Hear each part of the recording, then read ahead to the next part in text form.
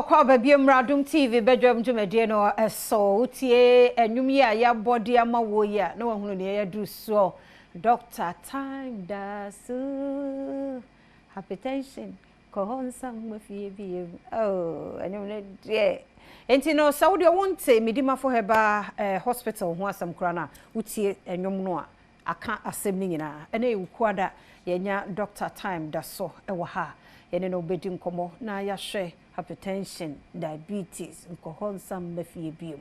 Ene nyarwa hodo. Doga no pe mu ache. Yeah, na. Bibia boko de. Bibia e boko. Adwuma mu nso Adwuma ye boko de. Ekoyie wo hwe wo mo fine. Ekoyie. Obia nkonsa mfa ne yare ne mai. Oh, na enga enye Medimafo.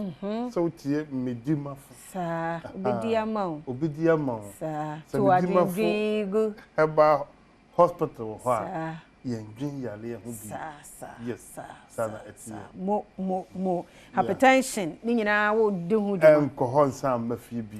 Ni nyina kwa yesi eyentetiakis. We mu ye yale keten. Onyame ye bi. Sa. Onyame gusuwa ene Medimafo di ne yi. De meka kira foforo bia na obo wa nan da edikan. Ya o tie Medimafo ho asem.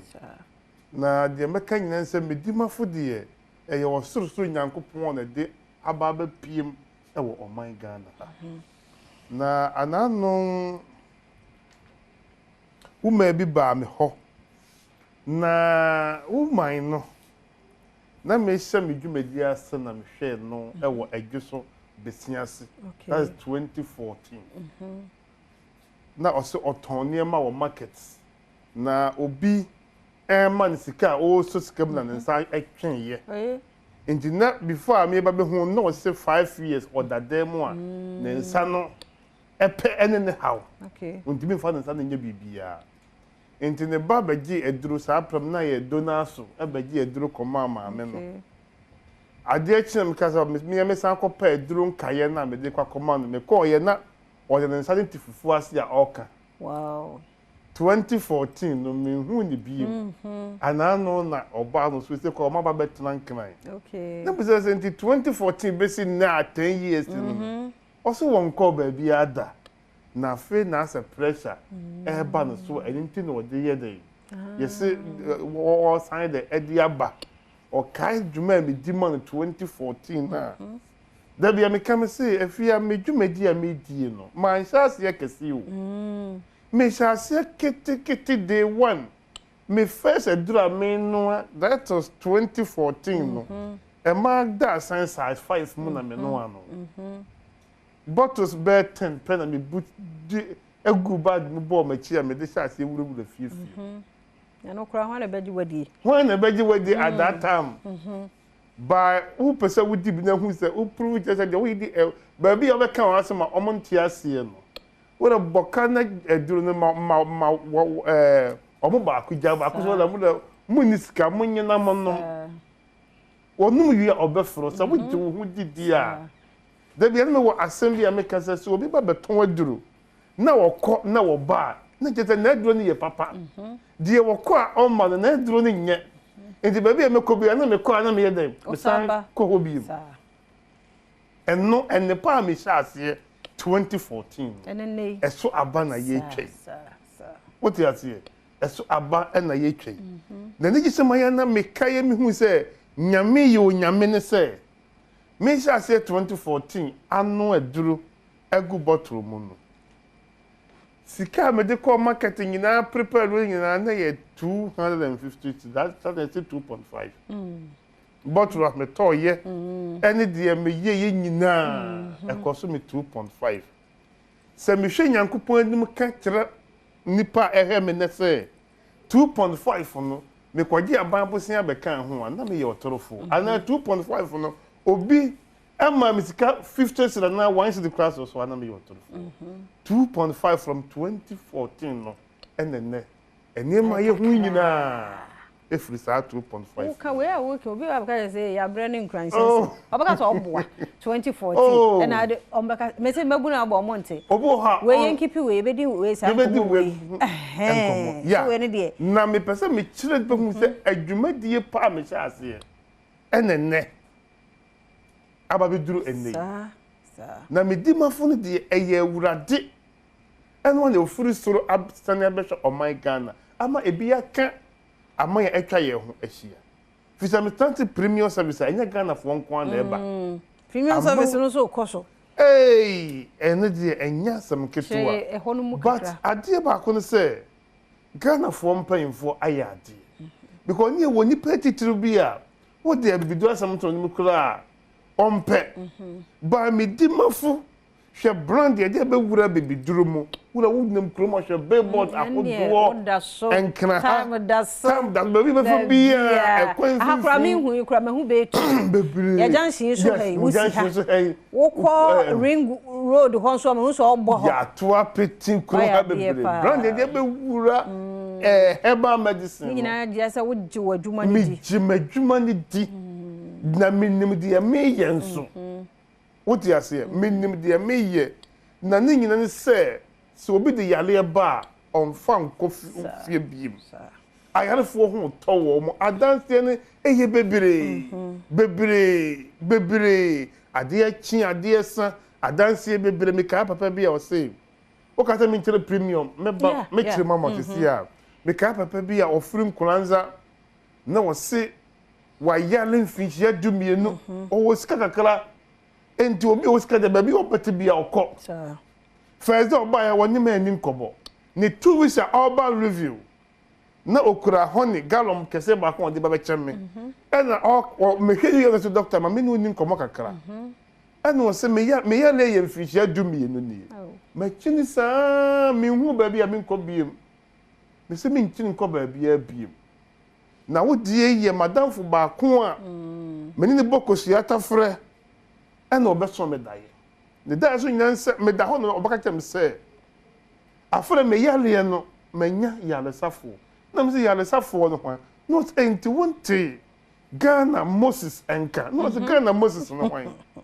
no se enti doctor bia ba Ghana wo sam krofo yare bebrebe unhu ko no wo enti wo se wo kan ye na wo ju na wo nim ni pakoro enti se ade achi na papa o se na danfo no so de adujamfi ana papa no so wo be TV o hwe TV so me na medical ba so no se adujamfi na wo san akọ kan na danfo na wo nu so edin de o be so dan so de adujamfi en wo san kan Medimafo na wo tie se ma doctor ne kan hu se eya awura chichinsem na yare san so ye dai ebom en wo ma na ma de ne ba Kumasi oba first day no wan kashi second day to ne review no and na work beka say ampa na nani enhuna de na wontumi nante diabetes de any pressure de ebubu na gu ho ba obaji eduro 2 weeks no wonu etumi anante nani na tumi ehuna de wait to say de na danfo no da na danfo no be so ye no da kan enti na oba o person wade me din komo na o hye me nkuna hu se de me yen me nkoso enye na se ahohom ani anyame ahodo atwa ye ho ahia enyina ayede asodwumadi a medie mintumi nka akonfo dodo a nyankopon na me so momanya ayaresa asofo adifo bebrebe gise de wa ma de obebu ni aguda so se de doctor yikan no kredie nyedai ennim na dabia meka meta kan sembi se dwumadi a medie no akwai ti se no wa penso pepe nipa da se ni ti ho na boa chichidi asede na sa to na yirikom ye kofuru apomadaka nipa so we atro na wodie we woni hwi ensuo ntobia ekosi eda ensa mi bie nkram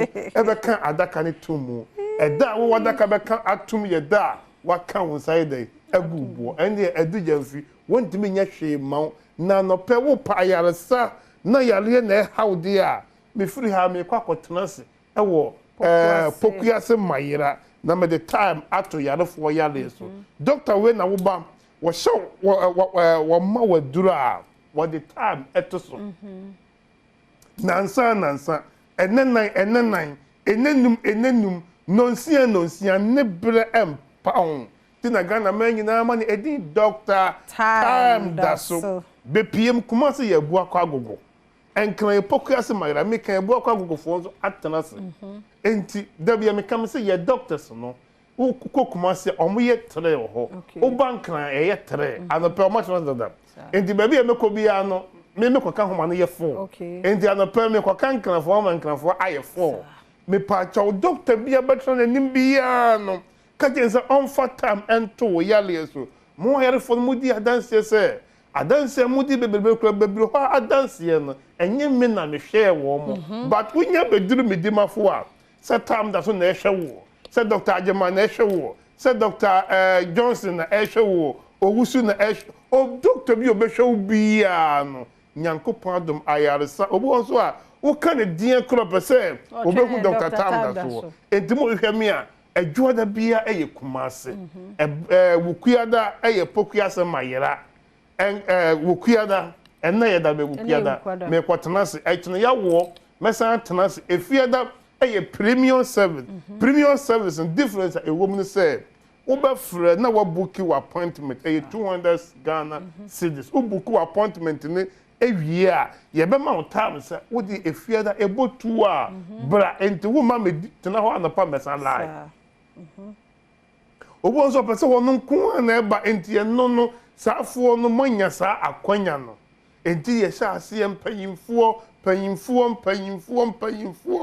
kesa me nka empanyimfuo titru ba omani nsa ampa efa ebibiduro ayalesa no enti de babetimi anom se ye do tu aduro so ewo pressure se bia wonya 30 ne de wo to so a ubetima numa dura kwesi da nyako beto ne afra wo ontumi wo num nura yi na wo liver wo kidney na esai entina onyankopon se ye ne dua na ba efra haba ensa yale sa adua ye die di na haba ensa yale no enye wo bia na enim eho nimdie ba nyankopon de ho adom nimdie na adom me Dr. Edujemfi okuma nyini berima entina Dr. Tam uba ye de tab eto yale so adanse nkrofo die nyina eda di pefe se nyankopon de ayaresa adom Dr. Edujemfi be piem kumase ebu akwa agogo enkran pokuase mayira me se mayira we nyanyira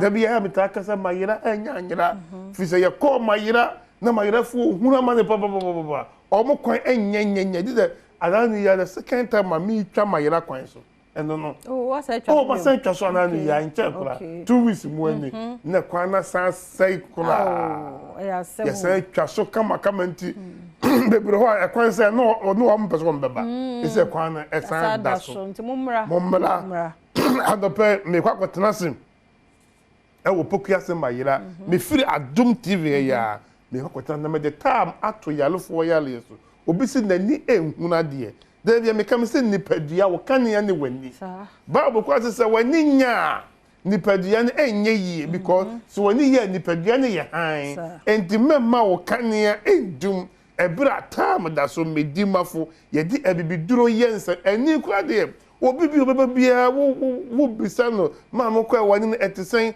Dr. Meba na mi huna de na mi ntumi kenkan na me hwani ma me hunu tutu me hunu tretre ni nyina enso wo bekwa wo beba no na wo hu bibia kan anape wo bi anya stroke na wo hu de oye ne ho wano asase eba ensuo wano na echia Dr. se medimafo pe ene yesa wo bi stroke yare ya otumi exit that dem to say kania na onyale yen anope wonya stroke aso na for the chere Medimafo Herbal Hospital me pa cha opeye baabi ewa o de ukọ fun so na ukọ wo Google map no Medimafo Herbal Hospital for Accra to aso edo wo baba pokuase mayira so woni fun no so bi na wa na wo drive ya ba wo be drive to straight to Pokuase highway no wo de woni mu hwekura no yes signage bebere wo kwa no so e bedara to the Waba Hospital ho se trotro na tet na wo fan so a udu ho abe pacho ko duru Pokuase station